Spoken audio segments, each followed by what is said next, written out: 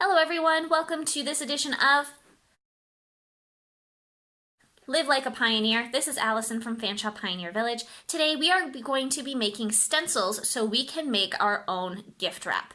This is something that is very economical to do. It is also really good for the environment because a lot of regular wrapping paper that you get at the store is really bad for the environment. You're not able to recycle it because of the high contents of ink that are in the paper. So this is a way that you can make your own, use various different types of papers, as well as lower the footprint of the gift wrap that you're using. So what you need today is either a pre-made stencil. You can buy these at the store. They can be vinyl, anything like that. But you also can make your own stencil using a piece of cardboard. This is just a flap off of an old box, as well as an X-Acto knife or a utility knife, as well as you will need some paper. So I just have some larger white paper here to use as an example, but if you have butcher's paper or big rolls of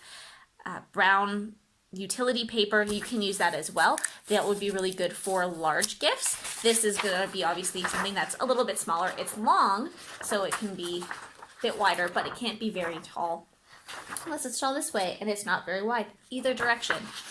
So the first thing that I need to do is draw a design to use as my stencil. Now this can be any sort of shape. I'm just going to do a very easy star. If you've never seen this hack of drawing a star, this is how I do it all the time because I cannot draw them freehand. So I will show you my stencil afterwards.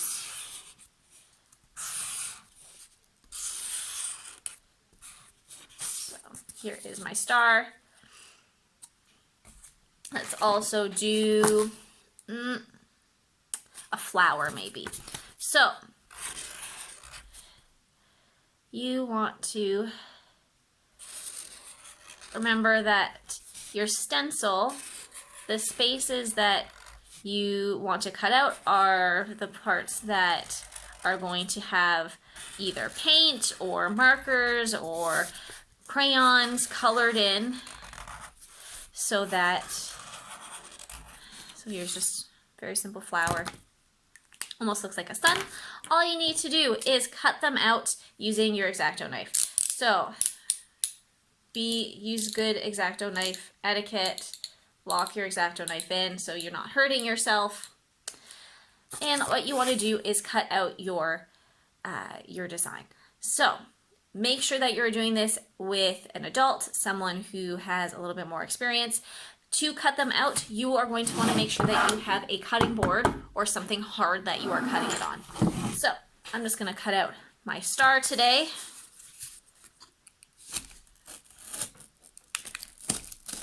And again, remember, you can just buy vinyl stencils, or if you have a stamp set, you can just use your stamp set and make your own wrapping paper. Now, a good rule when you are cutting is making sure you are not cutting towards yourself. You want to cut away from yourself. So you'll notice I have my hand on the opposite side from where the blade is as much as possible. Sometimes it's hard when it's near the edge, but as much as possible, we are keeping our hands away from the blade. And then you want to push out your design. So you might need to go over it a couple of times to make sure that you're getting through your cardboard.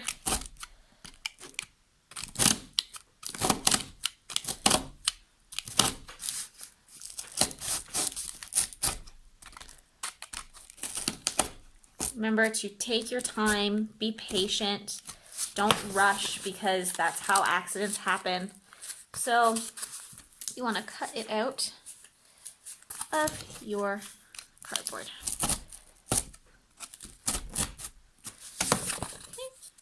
As you can see, it's not going all the way through, so you do have to push a little bit, and you might need to cut from the other side if possible. So just, again, take your time getting cut all the way through. one.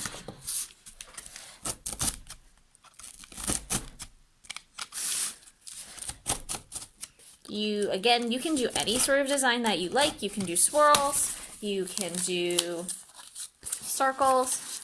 Come along pretty good now. Just takes a little bit of effort. So also you might want to make sure that you're using a new blade from your X-Acto knife. If you have a small like crafting utility knife, those also work really well because they give you a little bit more control than a larger X-Acto knife does. And when you're making your stencil, you want to try to stay in the middle of your piece so that it's not going to tear the edges like mine just did, but that's okay. We're not using mine to make a whole sheet of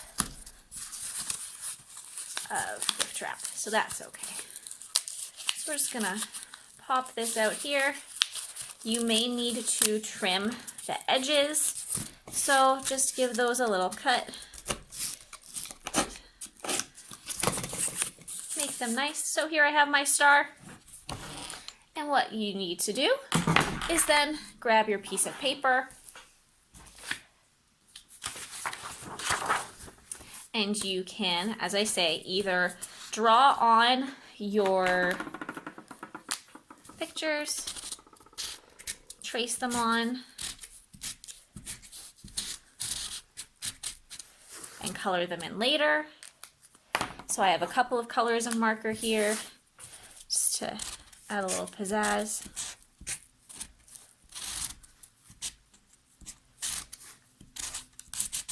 If you've ever watched any of these before, you know that I am not the best artist. It is not about being artistic necessarily. It's about having fun and doing something just a little unique and adding a little personality to your day. So let's make a couple of them go the other direction. As a star, it's not exactly even, so don't just do them in one direction. Spice it up. Turn your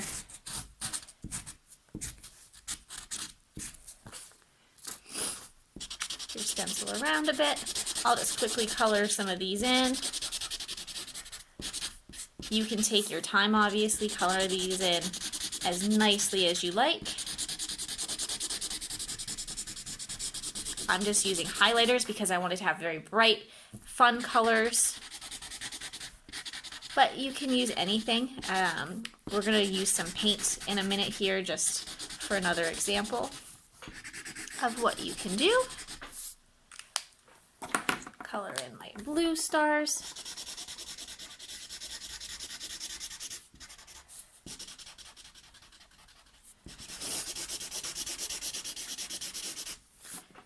Again, just doing this quickly to give you guys an idea.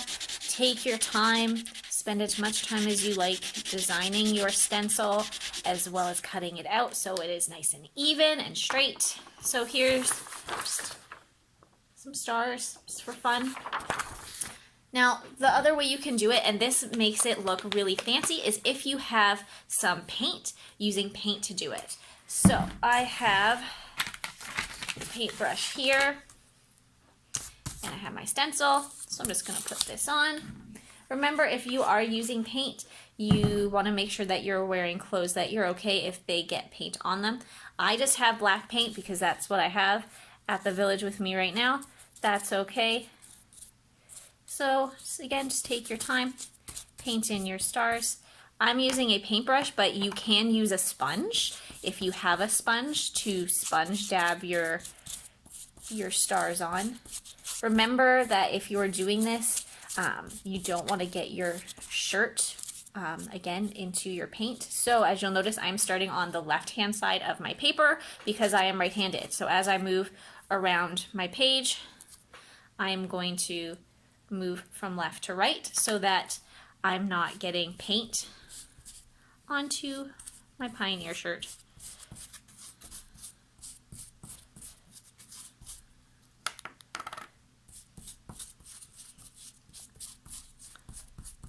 Now, if you were going to be using butcher's paper, That would be very traditional, since butcher's paper was something that was very common in pioneer times. So that's that brown paper that kind of looks like either what you would wrap meat in. It's also sometimes referred to as craft paper. So if you remember making those crafts where you lay on the floor at school and then someone traced around you, that's generally the kind of paper that you would have used for that, is big roll of brown paper.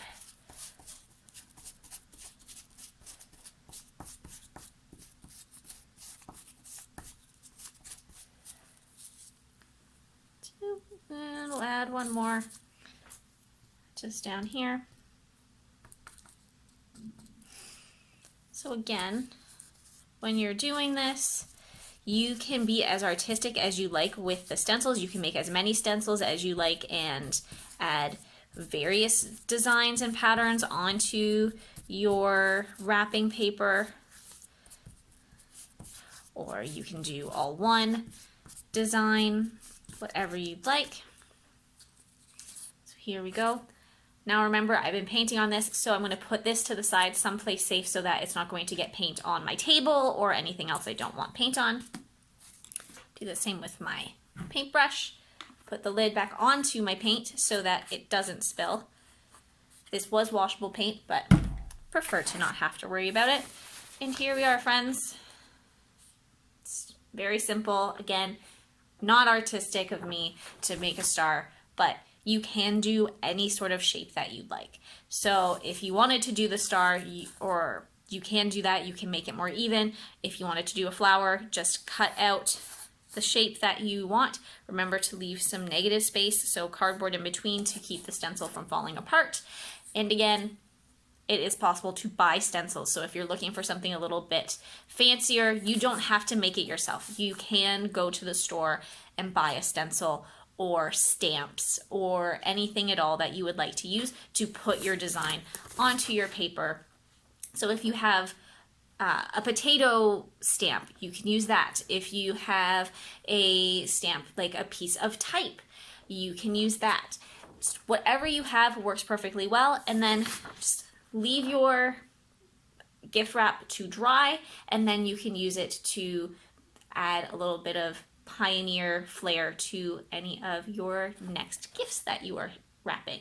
So the one thing with paper that's kind of like this and self-contained, you're able to store it in sheets. You can just stack them up in a drawer or in your craft supplies area.